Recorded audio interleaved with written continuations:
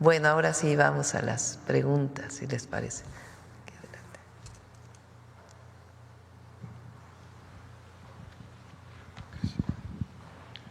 Gracias, presidenta.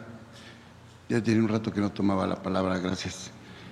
Sobre el tema, tenemos todos estos días, quizá desde diciembre, con este anuncio de Donald Trump de los aranceles y el tema migrante, que en mi opinión lo que se veía como en algunos medios como debilidades, hoy resulta que son las fortalezas de la política exterior mexicana, de cómo enfrentar ese tema.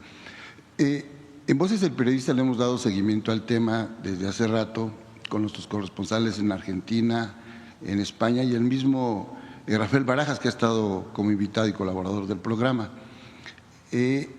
La pregunta es, ¿cuál es la medida, la métrica o la forma de evaluación cuando dice Donald Trump, queremos que se frene el fentanilo? En cuanto a toneladas, en cuanto al decomiso de armas, en cuanto a la detención de delincuentes y el periodo que él está estableciendo, porque pareciera que hay la propuesta es muy vaga, incluso ambigua en ese sentido, ¿no? Y si bien aquí hay un estudio de prevención de cuánto afectará en términos económicos, no termina por ser precisa este requisito que está imponiendo Donald Trump. A ver, él ha hablado, y ayer lo comenta en su declaración frente a una pregunta de un reportero, que en particular a Estados Unidos le interesan dos temas: el tema de la migración en la relación México-Estados Unidos y el tema de evitar que llegue fentanilo a los Estados Unidos. Esos son los dos temas. Ayer habló también del tema del comercio, de lo que él llama el déficit comercial con México y también con Canadá. Entonces, ¿qué hemos hecho nosotros? Porque esto es muy importante. Desde el primer momento que llegó el presidente Donald Trump a la Casa Blanca, establecimos una comunicación. De hecho, había comunicación previa, pero ya la formalidad, evidentemente, pues a partir de que él llega a la Casa Blanca. Se da incluso una llamada, es la primera llamada que hace el secretario de Estado con el canciller de la Fuente. Y a partir de ahí se establece un diálogo, una comunicación permanente, principalmente para el tema de migración. Nosotros, siempre en la defensa de los derechos humanos, de nuestros connacionales en Estados Unidos y de la soberanía nacional, establecimos acuerdos de colaboración, que es muy importante. Y van avanzando de manera permanente. Ayer todavía hubo comunicación, hoy hay comunicación, hay una relación permanente de CBP con migración, en la que también participa Relaciones Exteriores, y no hay, digamos, nada que objetar en esa relación y en esa coordinación que hemos estado teniendo. Eso es en primer lugar, porque es importante que se conozca. En el tema de seguridad también hay coordinación, colaboración permanente con el gobierno de los Estados Unidos, y en la idea pues de fortalecer esta relación con 4 principios. El principio, porque son principios incluso que están marcados en las leyes para las Fuerzas Armadas, que son el de la responsabilidad compartida, el de la confianza mutua, el de la colaboración y el respeto a la soberanía. Nosotros hemos planteado, como ustedes saben, pues no solamente el tema de que no solo es un asunto de que el fentanilo no llegue a Estados Unidos a través de la frontera con México, sino nosotros no queremos que el fentanilo llegue a ningún joven o a ninguna persona, porque es una droga que, como todos sabemos, tiene pues muchísima adicción y tiene impactos muy graves. Estados Unidos tiene un problema pues muy relevante relacionado con las adicciones al fentanilo. Entonces hay colaboración, hay coordinación, hay un diálogo permanente. Y en el caso del comercio, en realidad, desde nuestra perspectiva, y lo hemos manifestado así, pues no se puede ver como un déficit comercial. Primero porque muchas de las empresas que exportan de México a Estados Unidos son de capital estadounidense. Lo mencionó aquí el secretario de Economía, pues las principales exportadoras son las automotrices estadounidenses, entre otras también de microprocesadores, de semiconductores que exportan a los Estados Unidos, no solamente, pero es muy importante las empresas de capital estadounidense. Pero además lo que hemos dicho permanentemente, y lo sabe el gobierno de Estados Unidos, es un gran tratado, el tratado comercial entre México, Estados Unidos y Canadá. Nos fortalece a Norteamérica como una potencia económica y nos permite competir con otras regiones del mundo. Entonces, en realidad no existe, no debemos vernos como competidores, sino como socios comerciales que nos complementamos y que además no hay mejor forma, incluso, como bien lo dice Marcelo Ebrard, para la economía de los Estados Unidos que el tratado comercial que tenemos conjuntamente. Esto lo han manifestado también empresarios mexicanos, empresarios estadounidenses, que han sido muy activos en la defensa del Tratado Comercial México, Estados Unidos y Canadá. Hasta ahora lo único que está escrito, como lo he mencionado, en algún decreto del presidente Trump, pues es que el tratado comercial se mantiene. Entonces, ¿qué nos corresponde? Seguir dialogando con respeto a la dignidad de nuestro pueblo, a nuestra soberanía, con respeto a México, en un diálogo de iguales, siempre manteniendo este diálogo, y también pues prepararnos en la posibilidad de que pudiera llegar a haber estos aranceles. Y estamos preparados desde hace meses. Es algo que venimos trabajando conjuntamente en el gabinete económico, que hemos hablado con empresarios mexicanos. Entonces, pero ¿qué queremos nosotros? Que prevalezca el diálogo con respeto y se ha mantenido. Entonces, por eso es importante que todos sepan que está este diálogo que se mantiene en los distintos temas y que lo que buscamos es que continúe este diálogo. Nuestro calendario cívico refrenda de manera anual la celebración de nuestra Constitución política. Ahora que se va a hacer este refrendo, ¿usted haría un llamado en este marco, en esta nueva coyuntura política, sobre todo internacional, a la unidad de todos los sectores de la sociedad, los partidos políticos, aún aquellos que se dicen oposición sin tener una posición clara, que eso es muy importante, ¿no? Porque pareciera una guerra al interior. Hoy, en estos días, se requiere de esa conciencia horizontal y de ese diálogo, sí al exterior, pero también un diálogo interno, y que el interlocutor interior se sienta también representado. ¿Usted haría ese llamado, Presidenta? Es que hay unidad.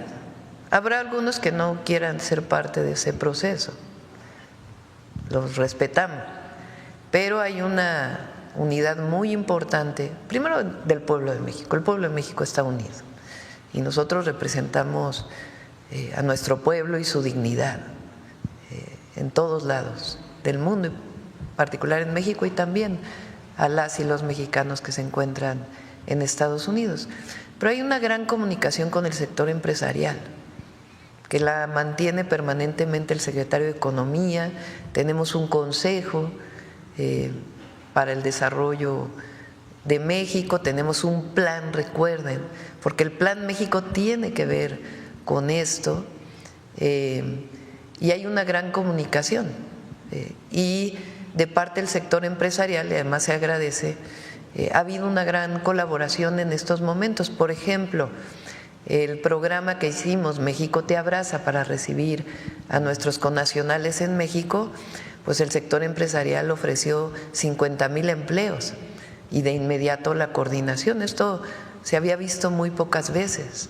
Entonces eso habla de que hay una coordinación, colaboración, una unión. Tenemos nuestras diferencias, somos una democracia, pero en estos casos pues hay unidad en la defensa siempre de México, que es a quien representamos.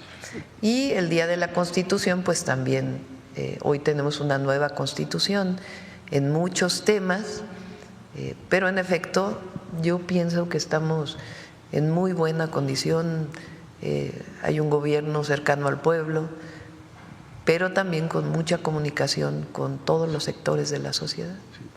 Presidenta, me tocó estar al frente hoy y soy eco de la voz de mis compañeros. Preguntarle si va a realizar la conferencia en Querétaro hoy, cómo nos vamos a organizar. Sí, vamos a ir a Querétaro en la mañana. Sí, sí.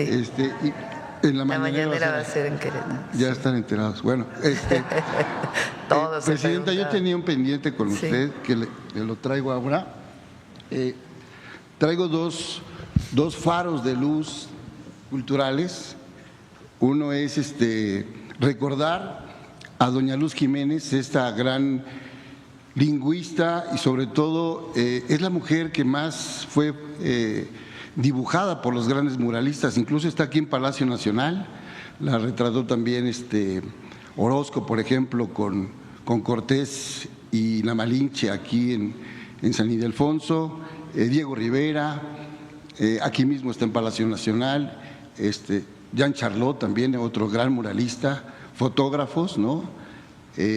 Entonces acaba de ser su aniversario antier, el 60 aniversario luctuoso, y la familia pide, a lo mejor algo muy hacia las nubes, pero siempre es bueno expresarlo, que se pudiera declarar el Día de Luz Jiménez, el día de su aniversario, como un símbolo del recuerdo de estas mujeres que ancestralmente lucharon y estuvieron ahí como en el olvido. Ella incluso fue traductora para León Portilla y para Diego Rivera en la parte del náhuatl y todas las historias que se tiene. De hecho, ella es una cuentista y fue la primera mujer con un desnudo muy estético que quedó en los murales, y es de estas indígenas, así como la maestra Cetina, que se tuvo que sacar de los muros para regresar. Esta es una parte que le manda a la familia.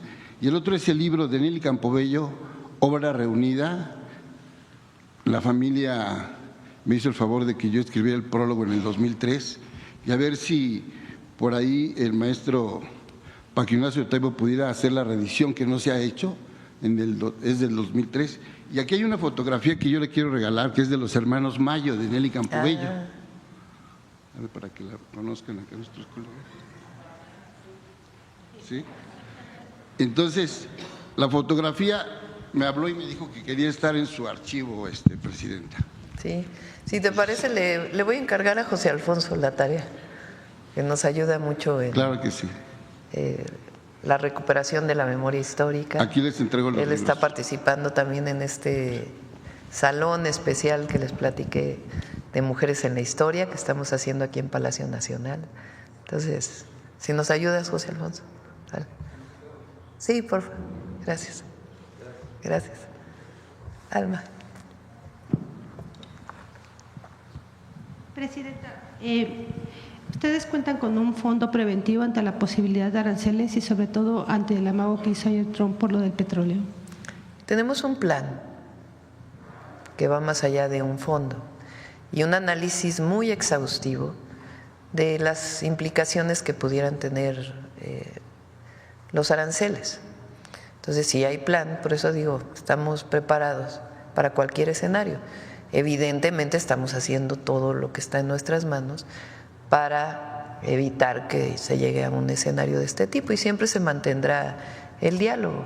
Pero desde hace meses que anunció el presidente Trump, incluso antes de la elección, que ya habíamos entrado al gobierno, porque lo había mencionado en su campaña, hay un equipo de trabajo preparando todo esto y también en coordinación con distintos sectores.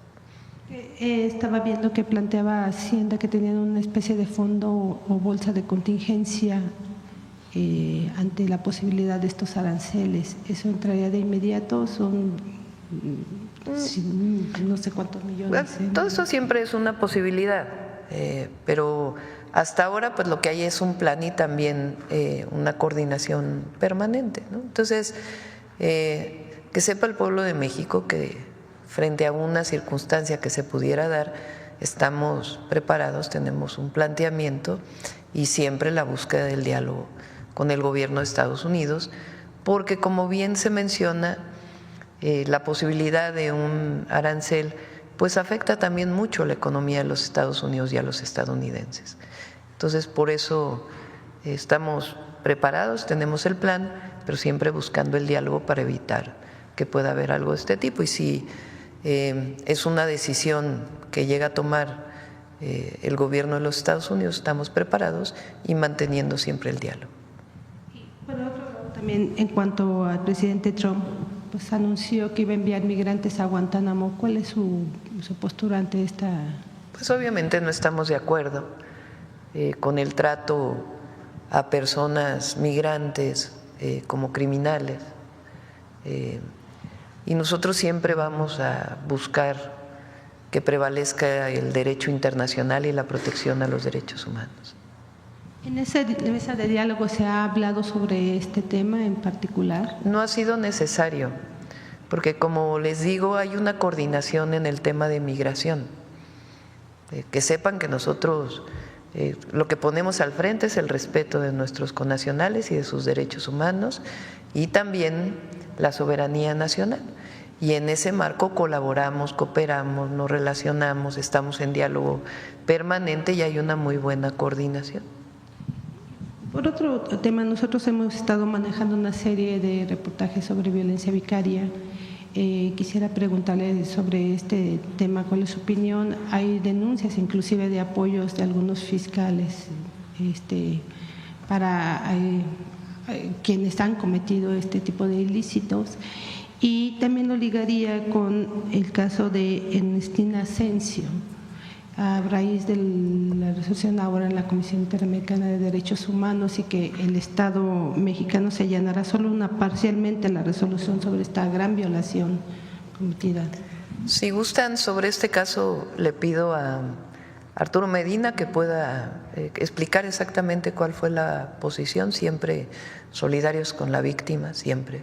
Esa es nuestra visión y siempre va a ser así, de protección a los derechos humanos y la razón en este caso por la cual hubo este posicionamiento, que es importante que se conozca. Entonces le pedimos a Arturo que pueda hacer una tarjetita para que conozcan y que vengan estos días también para que pueda darse a conocer. No se cierra el caso, eso es muy importante, no está cerrado el caso. Y que se conozcan las razones jurídicas, legales de por qué esta contestación. Y por otro lado, sobre la violencia vicaria, pues es parte de todas las reformas que se plantearon para la protección de las mujeres.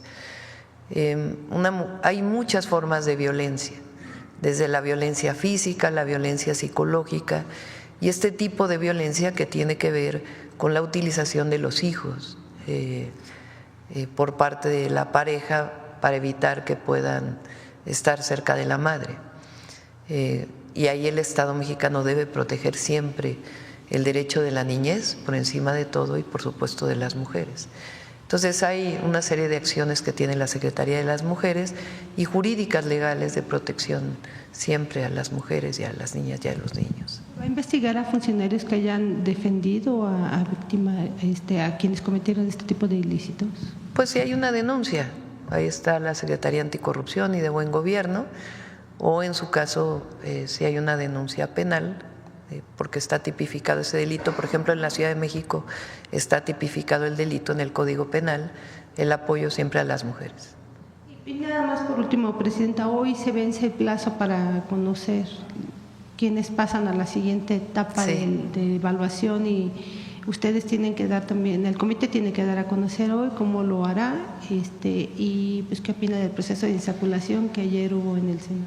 Sí, gracias. Pues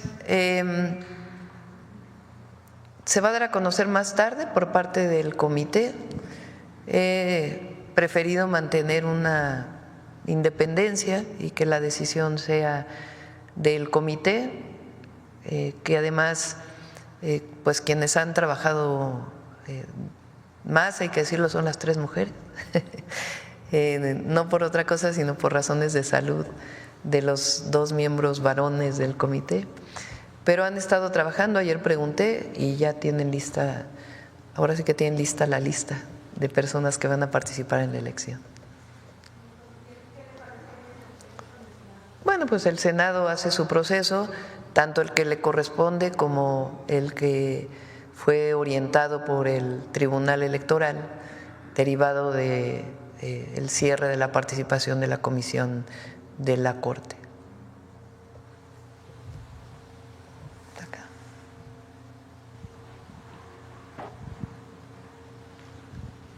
Buenos días, Presidenta. Hemos visto en las recientes denuncias de países como, por ejemplo, Honduras, Brasil, sobre el trato abusivo que reciben personas deportadas desde Estados Unidos, a pesar de la reciente cancelación de la Asamblea CELAC. ¿Cómo se articularán? O sea, lo que quería preguntar es cómo se articularán estos esfuerzos desde los gobiernos de Latinoamérica para hacer frente a este escenario y al mismo tiempo mantener el diálogo con los Estados Unidos.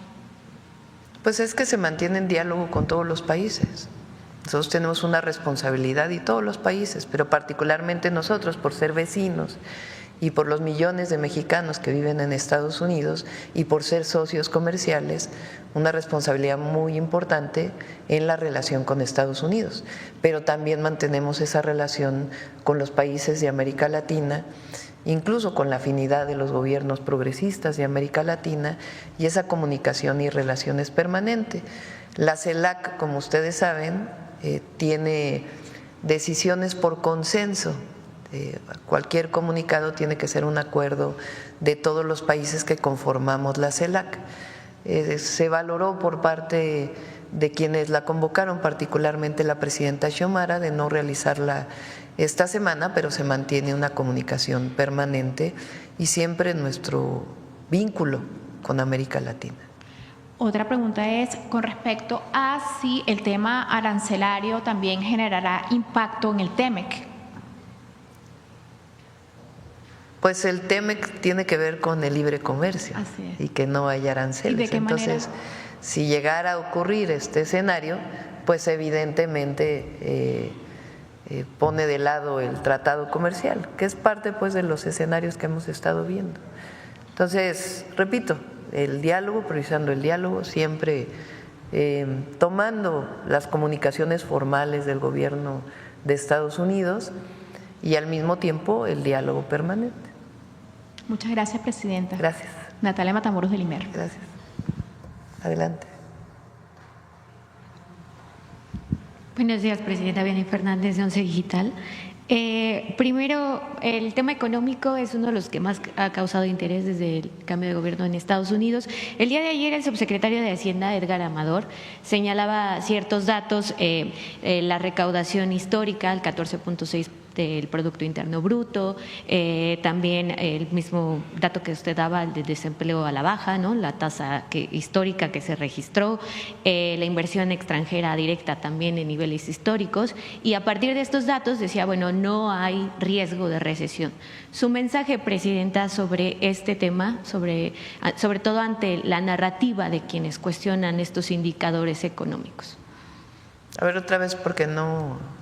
Su mensaje a la población, para quienes cuestionan estos indicadores económicos e insisten en que podría haber recesión.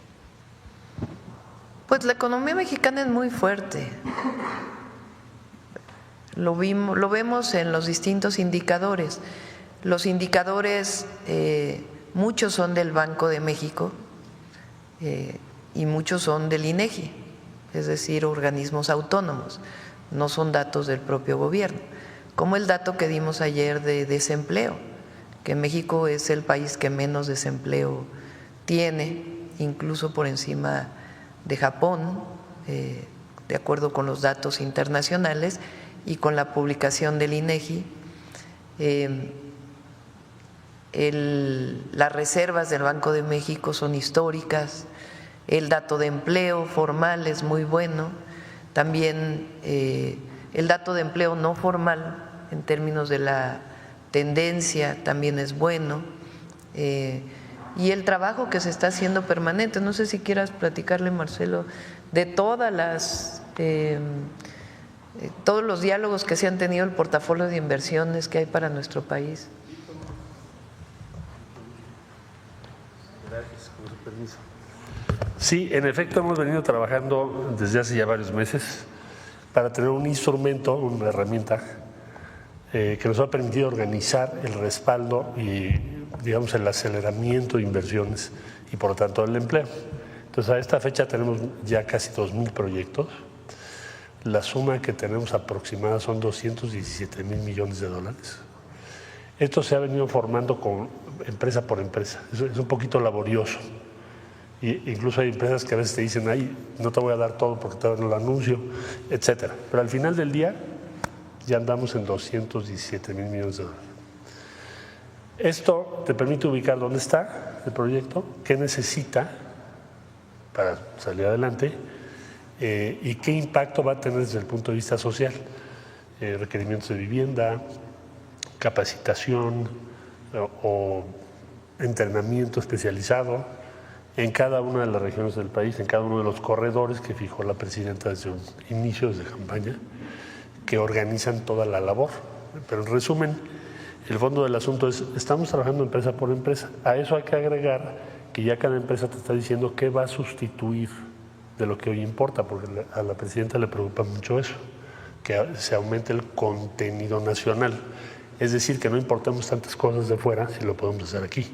Porque tienes que estar importando unos botones y comprarlos en Walmart que cruzaron un océano, si los podemos hacer aquí, o un textil, o en fin, sin fin de artículos. Entonces, 2,000 proyectos, 217,000 millones de dólares, y eso significa la inversión ya programada 2025, 2026, 2027, 2028, 2029 y 2030 por parte de las empresas con las que estamos trabajando. ¿Sí de acuerdo? ¿Puedo aprovechar de una vez al secretario? Secretario, rápidamente. Sí. Si hablamos de aranceles, ¿qué mecanismos de protección tiene México en el marco del TEMEC y si México podría hacer valer precisamente estos mecanismos? Bueno, tenemos todos los mecanismos de solución de controversias. Primero, vamos a ver si, como dice la presidenta, si se los van a poner, porque hasta ahora pues no es así. ¿Qué es lo que tienes hoy en las disposiciones del presidente Trump? Que se va a iniciar el proceso de revisión del tratado. Si no tuviese interés en el tratado, pues no habría emitido esa orden ejecutiva. Entonces, vamos a esperar, no voy a especular, pero hemos venido preparándonos y debo decir, cada semana hay una reunión que encabeza la presidenta sobre este tema, los aranceles y negociación del tratado y lo que México va a poner sobre la mesa. Y eso ya estamos listos. Entonces, bueno, hasta el día de hoy lo que tenemos por escrito como orden ejecutiva del presidente de los Estados Unidos es que se va a iniciar la revisión del Tratado de Libre Comercio como está previsto en la ley y solicitó a sus áreas una evaluación sobre el mismo tratado, cosa que también aquí nos han pedido y bueno, eso es lo que tenemos hasta el día de hoy. Ya si vienen otras cosas, pues entonces ya te contesto sobre lo que vaya pasando. Okay. Gracias. Presidenta. Sí. Ahorita aprovechando el enlace con el director del ISSSTE, en el 11 a Jorge Armando Rocha y a mí, una servidora, la semana pasada el director Martí Batres nos comentaba que dentro de estos esquemas de corrupción que encontraron en el instituto había una fundación del ISSSTE en el que mucha gente de anteriores administraciones pedían incluso aportaciones entre comillas voluntarias o incluso hasta instalaron cafeterías, ciertos negocios al interior de los hospitales a través de esta fundación y que evidentemente los recursos pues no terminaban en el instituto. Entonces preguntarle cómo va este esquema también de saneamiento en el instituto y si ya se interpusieron denuncias penales por este esquema de la supuesta fundación. Lo que hacemos primero en la revisión y de encontrar un elemento de corrupción es acudir a la parte administrativa y, si es el caso, a la parte penal. Entonces, la administrativa es con la Secretaría Anticorrupción y Buen Gobierno y la Secretaría pues ahora nos puede informar cuáles son los mecanismos de sanciones administrativas y, si es el caso, pues se presenta la denuncia penal ante la Fiscalía General de la República. Entonces, como hemos presentado aquí, hemos encontrado casos en el Infonavit, que son previos a la entrada del presidente López Obrador y algunos que tienen que ver con otras representaciones que no son las gubernamentales. Y por otro lado, en el ISSSTE pues encontró estos abusos de la utilización sobre todo del nombre del ISSSTE frente a organismos privados. Entonces, en todos los casos se presentan denuncias administrativas y, si es el caso, penales. Okay. No sé si quieres platicarles, Raquel, casos de una denuncia de acto de corrupción.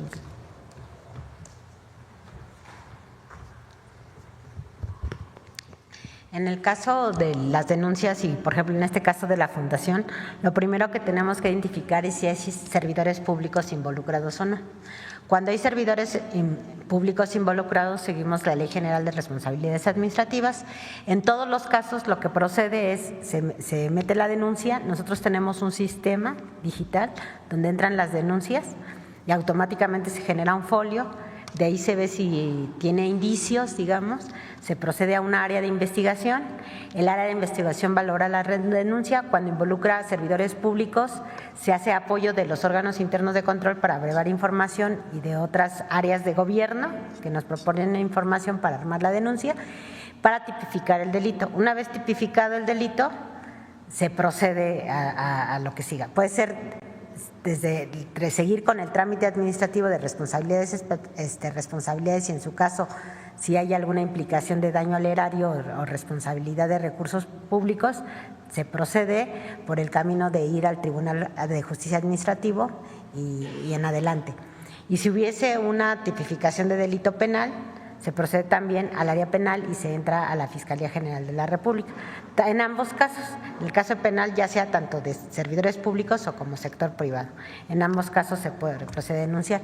Hay muchas veces que participan los particulares, que no necesariamente llegan denuncias de servidores públicos a la Secretaría Anticorrupción y Buen Gobierno, sino de particulares. Por ejemplo, empresas que pues hicieron trampas, decir así, en sus contratos. Entonces también llegan ahí y proceden a la Fiscalía. Entonces, dependiendo del caso, en el caso de la Fundación están muchos ex servidores públicos de administraciones anteriores, no aplica la Ley General de Responsabilidades de manera directa, sobre todo hay que ver y analizar en qué año fueron servidores públicos para ver si algunos delitos ya prescribieron o no, pero lo que sí seguramente persiste y es lo que tenemos que hacer la investigación es otro tipo de delitos como pues, el robo del nombre, usar el nombre sin autorización y además los beneficios que provocan o las confusiones que provocan al usar este tipo de denominaciones, ¿no? Entonces están en proceso. O sea, sí, ya están abiertas el proceso por este caso en específico de la Fundación. Desde que se encuentra el delito y se da aviso, se abren los expedientes para dar inicio a las investigaciones correspondientes. Ok. Por último, Presidenta, igual respecto al proceso de insaculación que se llevó a cabo ayer en el Senado de la República, el presidente de la mesa directiva, Gerardo Fernández Noroña, el día de ayer denunciaba que le estuvieron mandando perfiles por parte de la Corte a última hora. Incluso llegaron 3 al 20 para las 12, justo cuando iban a iniciar el sorteo. Él decía, por una parte es dilatar el proceso y por otra pues nos llegan perfiles que el legislativo no puede verificar. ¿Cuál sería su opinión respecto pues a todas estas maniobras que hizo la Suprema Corte de Justicia de la Nación a últimas horas? Pues primero irregular, porque la Corte abre el proceso, como dice la Constitución, y después lo cierra frente a un amparo del propio Poder Judicial. Que por cierto, ayer me lo comentaron, ¿no? Es el mismo juez, a ver si me pasan la tarjetita, el mismo juez que presenta el amparo es el que resuelve, ¿no es así? Sí, una asociación, un juez a nombre de una asociación presenta el amparo y como juez lo resuelve, o bueno, da la suspensión. Entonces, en un proceso completamente irregular. Y la Corte, pues que es quien tiene la última palabra relacionada con los amparos y conoce formalmente pues de la constitucionalidad o no de esos amparos o de la procedencia o no de esos amparos, pues decide suspender el proceso. Decide suspender el proceso y entonces el Tribunal Electoral dice, pues envía todos los nombres que ya tengas al Senado para que pueda hacer una insaculación de acuerdo con la Constitución. Envía los nombres, en el caso de las mujeres casualmente, envía exactamente los nombres para que no haya insaculación. O sea, como, bueno, eran 3,000, y entonces cómo pasaron de 3,000 a el número que enviaron. Y luego después esto que comentó ayer el senador Fernández Noroña, de que no solamente les mandaron una cosa, sino de acuerdo con su dicho, después empezaron a enviar otros nombres. Entonces, totalmente irregular. Pero lo importante es que finalmente el proceso tiene su certidumbre jurídica y continúa. Y que van a aparecer en la boleta de elección pues los nombres de la Comisión del Poder Judicial, ahora a través del proceso de insaculación del Senado, los nombres de que la Comisión del Legislativo seleccionó y los nombres que seleccionó la Comisión del Ejecutivo.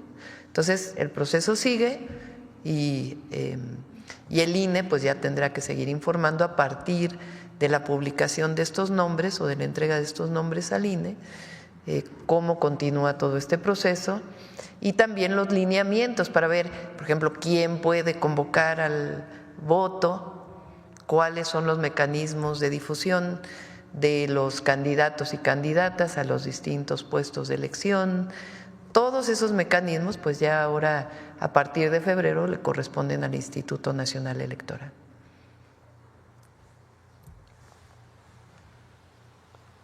A ver si me dan el nombre del juez. Pásamelo ahí en una tarjetita. Señora Presidenta de la República, Claudia Sheinbaum Pardo, antes que nada deseo todo lo mejor para usted y sus seres amados con motivo del Año Nuevo y agradecer infinitamente que me haya brindado la palabra en esta mañanera del pueblo que se ha convertido en la referencia obligada de información real y verdadera a nivel nacional.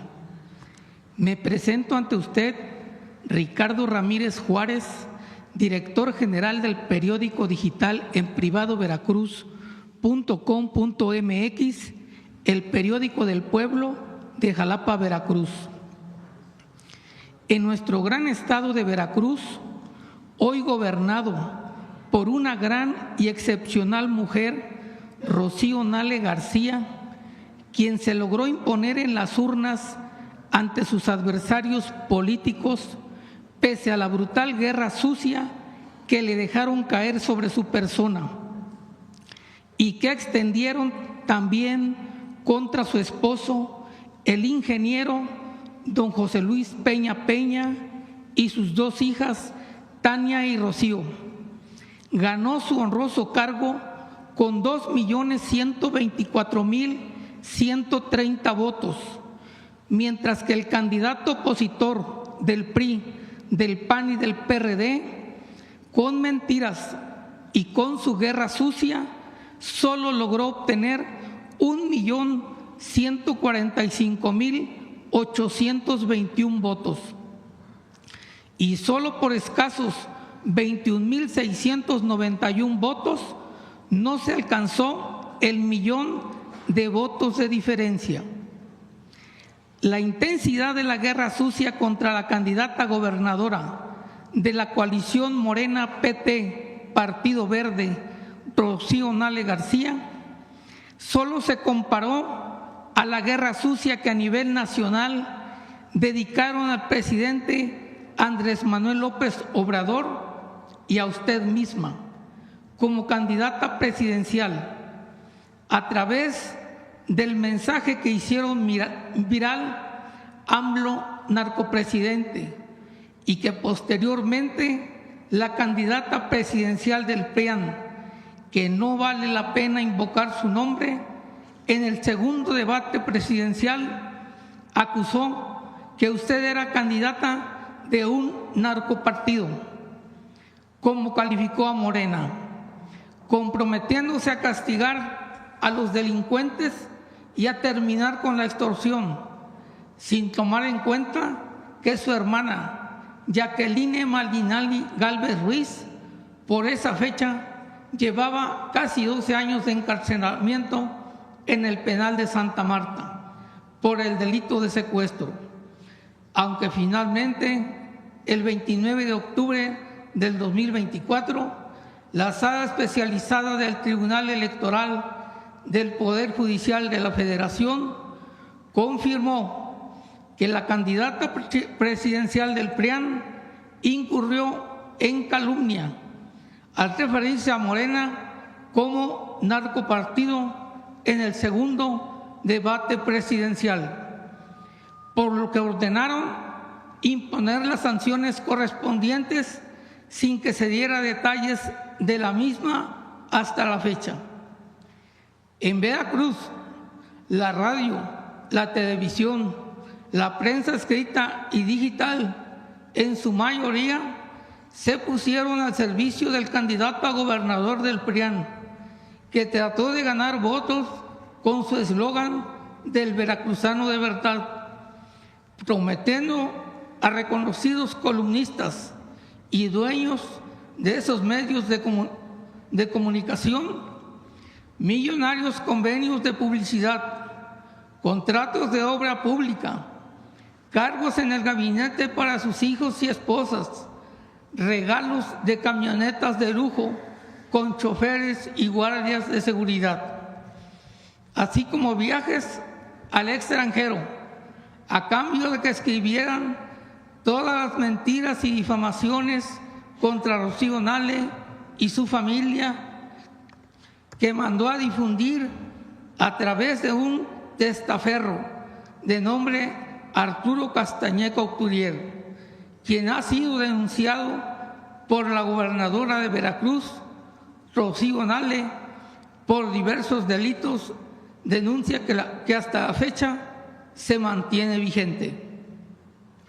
El periódico digital en privado veracruz.com.mx, que encabezo, seguía el camino marcado por el presidente Andrés Manuel López Obrador, el de las definiciones, contestando puntualmente cada mentira difundida por la prensa al servicio del candidato a gobernador del PRIAN en Veracruz, al grado que en una conferencia mañanera del presidente AMLO en la ciudad de Veracruz expuse el tema y cité a los medios que encabezaban una campaña negra contra el presidente Andrés Manuel y contra el gobernador Cuitláhuac, cuyo objetivo, según ellos, era quitarle votos a usted como candidata presidencial y a Rocío Nale como candidata a la gubernatura, teniendo al frente de esta guerra sucia al periódico Notiver de la ciudad de Veracruz. Ahora, a 2 meses de haber tomado posesión, que este día se cumple como la primera mujer gobernadora de Veracruz, Rocío Nale García, tengo información que el ex candidato a gobernador del PRIAN, molesto porque en mis columnas nunca puse su nombre ni su eslogan de campaña con el que intentó ganar votos, el de veracruzano de verdad, ha ordenado al grupo de matones a su servicio para que acaben con mi vida, con 3 objetivos. El primero, para paliar su rabia y su impotencia por haber perdido la gubernatura en el 2018 frente a Cuitláhuac y en el 2024 frente a Rocío Nale García.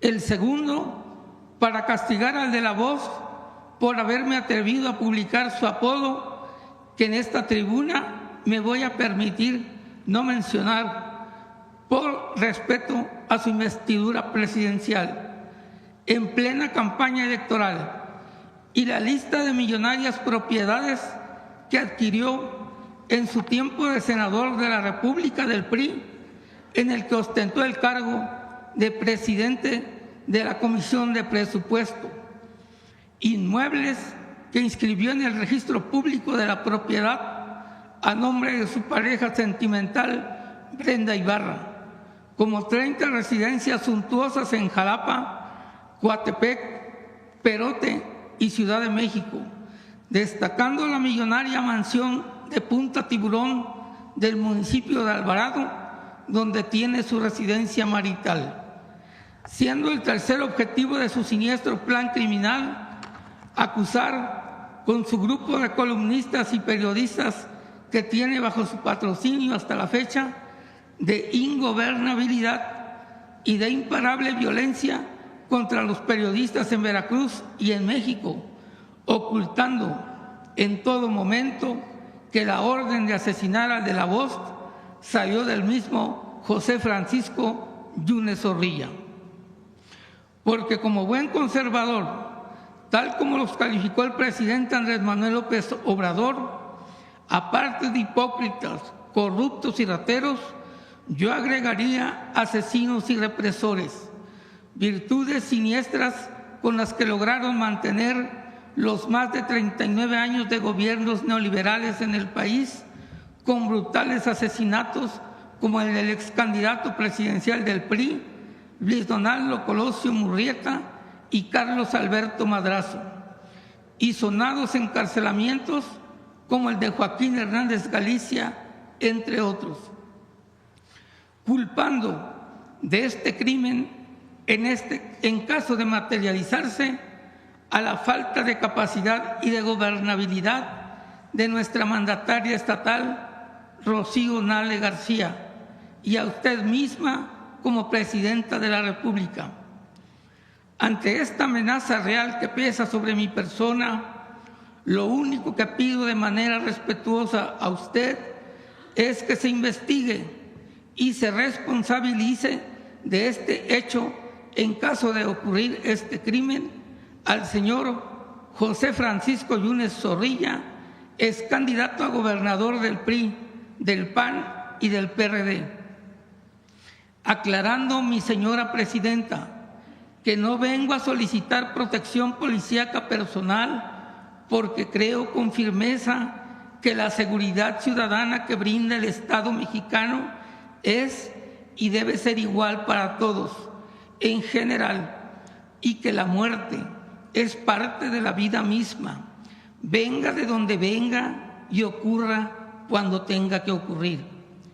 Como periodista del pueblo, decidí tomar partido por los candidatos del pueblo postulados por la coalición Morena, PT y Partido Verde, consciente del riesgo que esta decisión implicaba. Si por esta decisión el ex candidato a gobernador del PRI, del PAN y del PRD en Veracruz decide cumplir con su siniestra amenaza en esta tribuna pública, como bien la ha bautizado usted, la mañanera del pueblo, le respondo a este señor invocando una celebérrima cuarteta de Asmironiana que reza: erguido bajo el golpe en la porfía, me siento superior a la victoria. Tengo fe en mí, la adversidad podría quitarme el triunfo, pero no la gloria. Agradezco a usted y a su alta investidura presidencial que me haya permitido exponer esta situación que para mí era urgente y prioritario dar a conocer de manera pública en esta mañanera del pueblo. Muchas gracias y que Dios la bendiga. Finalizo reiterando lo que 35.924.519 mexicanos pensamos al momento de acudir a las urnas el pasado 2 de junio para votar por usted. Es un honor estar con Claudia hoy. Gracias. Muchas gracias. De todas maneras, qué bueno que haces esta denuncia aquí en la mañanera del pueblo, pero es importante que podamos estar cerca de ti. Entonces, si nos lo permites, pues que Paulina se acerque ahora contigo, terminando la mañanera, para poder platicar y agradecer que hagas esta denuncia, pero siempre nuestra obligación es, frente a un posible riesgo de un periodista, siempre la protección, y para eso está el mecanismo. En otro tema, señora presidenta de México, Claudia Sheinbaum. Nada más un favor, que seamos breves porque hay dos compañeros. A nombre de la emblemática zona indígena de Papantla, el corazón del Totonacapan, la tierra de los mundiales voladores que en la reciente Feria Internacional de la FILU en Madrid acompañaron a nuestra señora gobernadora Rocío Nale a promover el turismo para poner a Veracruz de moda, donde obviamente se impusieron con sus participaciones, a pesar de que no pudieron surcar por los aires, desafiando la fuerza de la gravedad.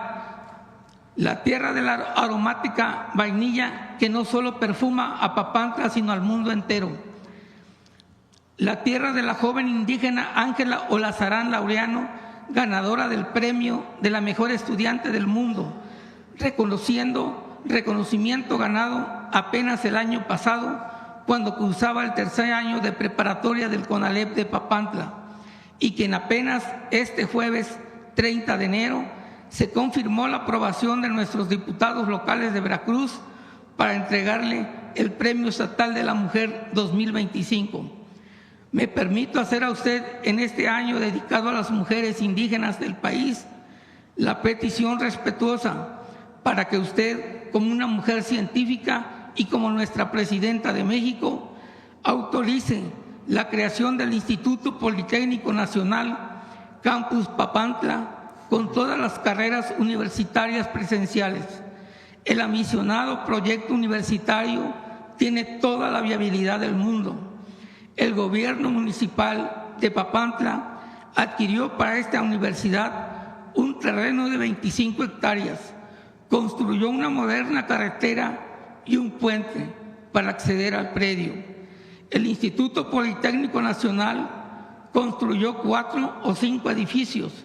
Sin embargo, por razones de cambio de gobierno federal y estatal, lo que sería el Instituto Politécnico Nacional Campus Papantla solo se convirtió en un centro de innovación e integración de tecnologías avanzadas, y las pocas carreras que se imparten son en línea, por lo que la plantilla escolar y docente es escasa y los grandes edificios lucen vacíos como elefantes blancos.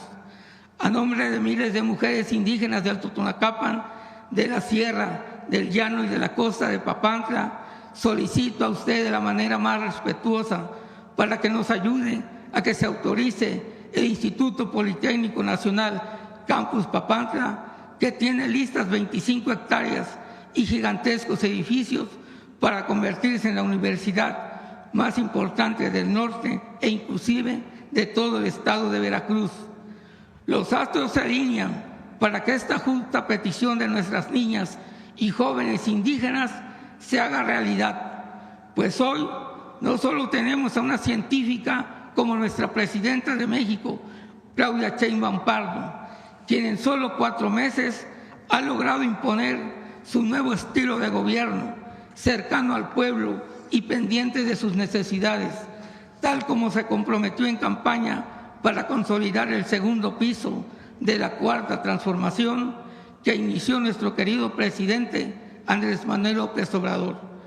Y en Veracruz también tenemos a una gran mujer como nuestra gobernadora, Rocío Nale García, quien ha dado excelentes resultados a solo 2 meses de haber iniciado su gobierno en beneficio de miles de jóvenes y de veracruzanos en general. En el tema educativo, la señora gobernadora Rocío Nale canceló los pagos de inscripción de todos los institutos tecnológicos y universidades tecnológicas del Estado, pagos de inscripción que significaban muchos millones de pesos para esos centros universitarios. Pero no solo eso, nuestra sensible y fraternal gobernadora Rocío Nale autorizó la creación de 5,000 becas a estudiantes universitarios de todos los institutos tecnológicos y universidades tecnológicas, con el único requisito de estar catalogados como de bajos recursos, con un monto cercano a los 50 millones de pesos. Por su atención a esta petición, muchas gracias, señora presidenta. Muchas gracias. Lo vemos con el director del Poli y con Rocío, a ver cuándo podemos hacer ese campus. Bueno, a ver, vamos con la última pregunta acá. Gracias, buenos días. Ana Grimaldo de Capital 21, 2 preguntas rapidísimas. Preguntar si la Secretaría de Mujeres está trabajando directamente con autoridades de migración o directamente con niñas y mujeres para garantizar un trato digno para aquellas migrantes que lleguen a México provenientes de otros países o que sean deportadas de Estados Unidos?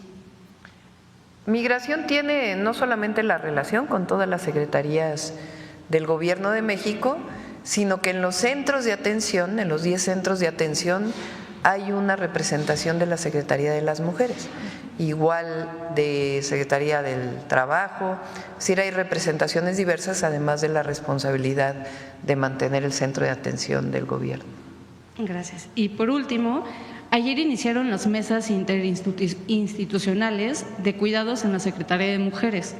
Saber su opinión sobre esta articulación y cuáles serían los siguientes pasos, además del inicio de operaciones de los CESIS. El Sistema Nacional de Cuidados consiste, digamos, de varios ejes que vamos a desarrollar. Uno, hay muchas acciones que hace el gobierno que deben ser incorporadas a este Sistema Nacional de Cuidados. Por ejemplo, la propia pensión adulto mayor puede considerarse parte del Sistema Nacional de Cuidados. ¿Qué es el Sistema Nacional de Cuidados o por qué se forma? El objetivo es que las mujeres que siempre nos hemos dedicado a los cuidados podamos tener una actividad fuera del hogar a partir de que el Estado asume una serie de responsabilidades compartidas, además de la responsabilidad que tiene que hacer la pareja. Entonces, tenemos este Sistema Nacional de Cuidados que agrupa distintas acciones que ya hace el gobierno y, por otro lado, el planteamiento del nuevo sistema o de nuevas acciones para el Sistema Nacional de Cuidados, pues es esencialmente los centros de educación y cuidado infantil, por lo pronto, que están planteados de inicio para mujeres de la maquila y también para mujeres, niños y niñas jornaleros agrícolas. Entonces, por lo pronto es ahí, pero la idea es que todo el gobierno participe en este proceso. Bueno, lo dejamos ahí. ¿Una más quieren? Ya, para cerrar. Les doy 2 minutos antes de Suave Patria. A ver, tú ya preguntaste atrás. A ver, allá atrás. Ayer te tocó.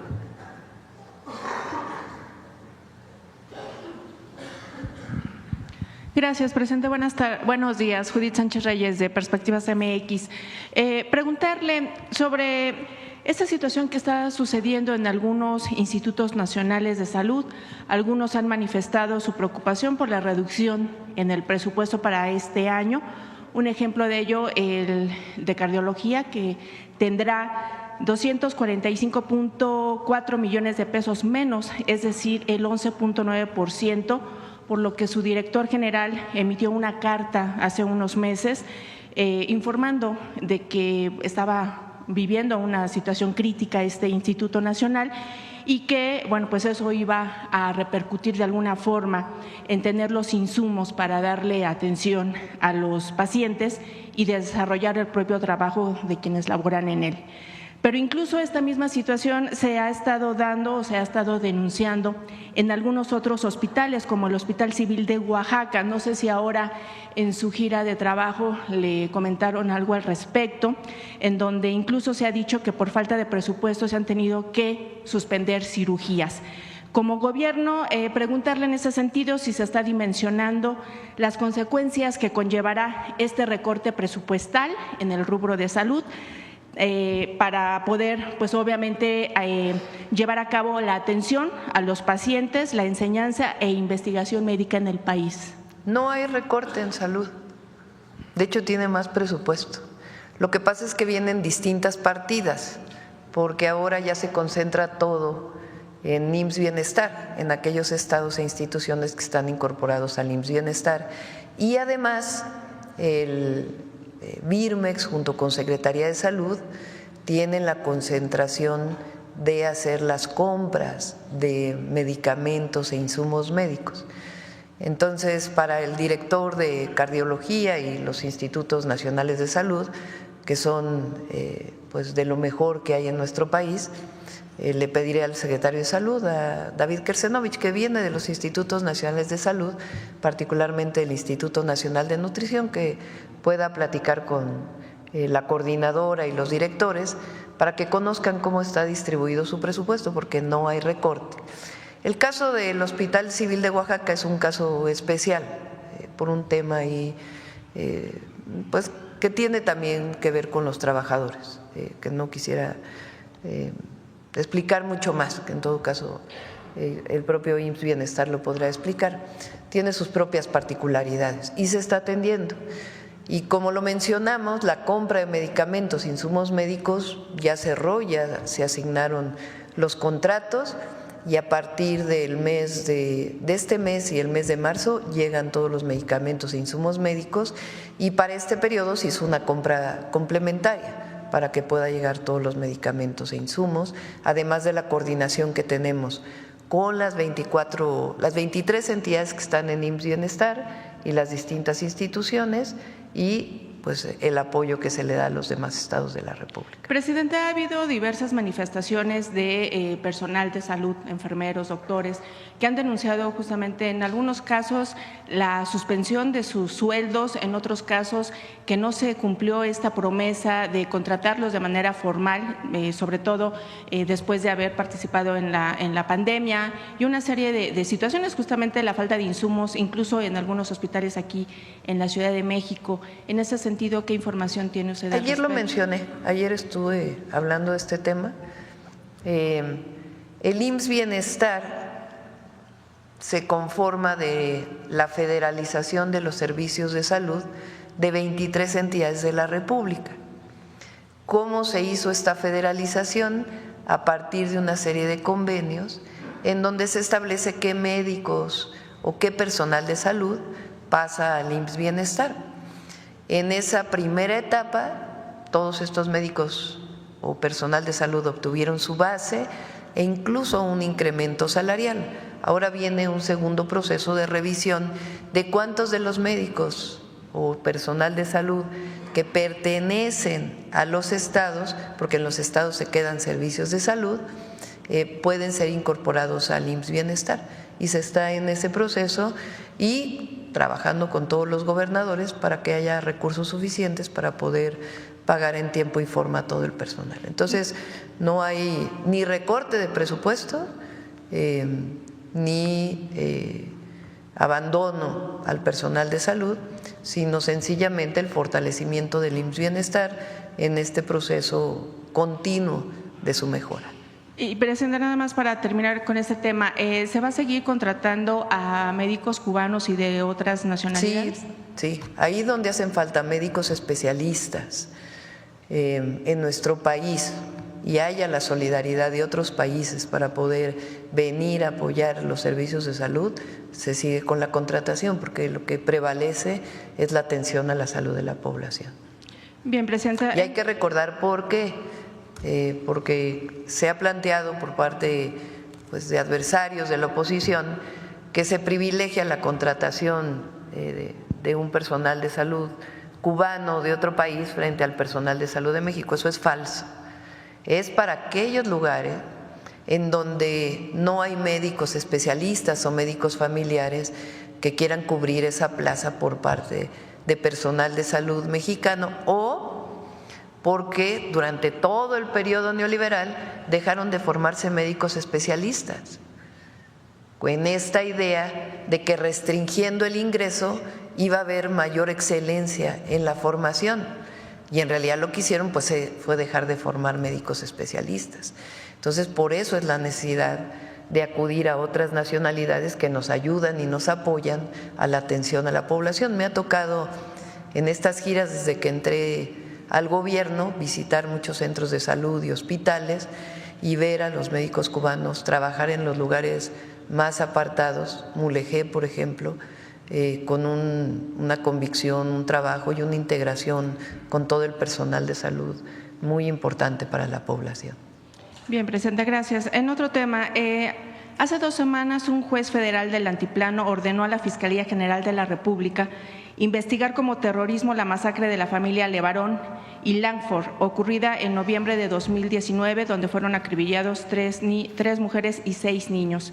Esta resolución ha sido calificada por los integrantes de estas dos familias de histórica, pues refieren que les ha asistido la razón en estos 5 años al asegurar que la violencia que ejercen los grupos criminales es terrorismo al robarle la paz y la tranquilidad a los ciudadanos.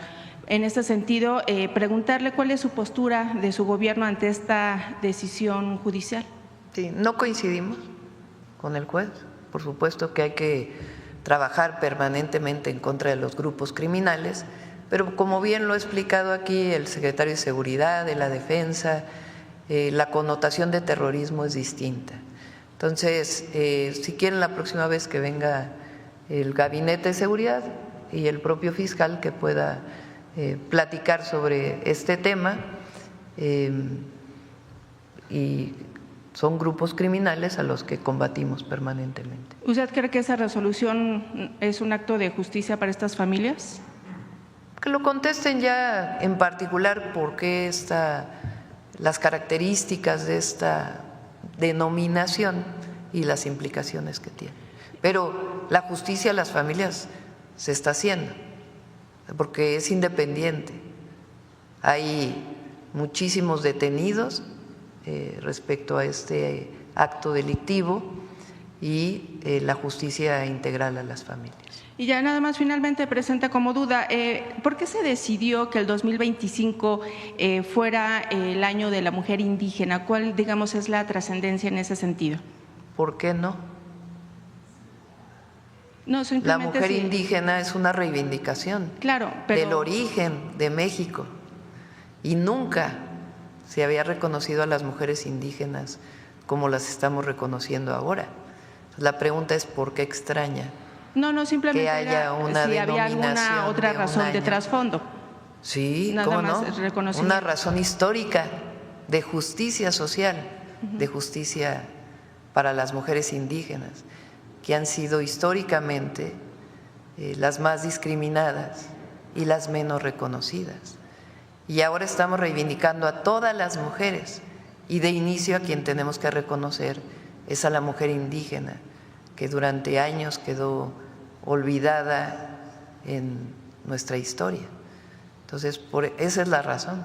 Más bien la pregunta es ¿por qué extraña que nombremos a 2025 año de la mujer indígena? No fue extraña esa presencia, simplemente el saber si había, además de ese reconocimiento que usted ha venido manifestando, había alguna otra razón, simplemente.